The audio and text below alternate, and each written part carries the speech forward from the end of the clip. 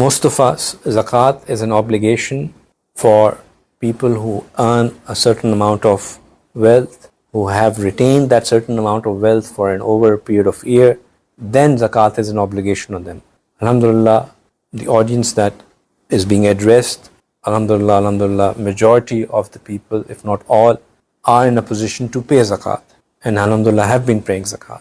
Most of us, for the ease of calculation, keep 1st of Ramadan as that point in check where we calculate our zakat from.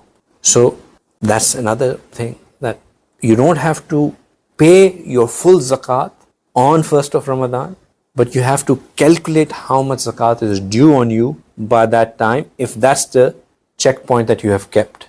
And then you can disperse it over the whole year or next few months, or as it suits you. But the sooner the better, because you don't know if you will live.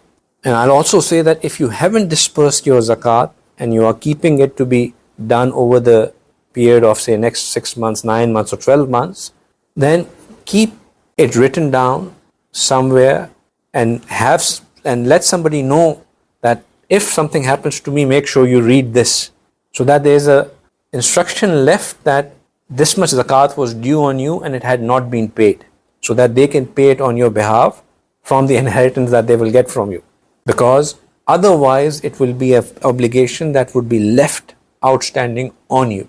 So these are important points. We can, all prepare for Ramadan. Ramadan is this and that, but if the pre-checks are not complete, the requirements will not meet.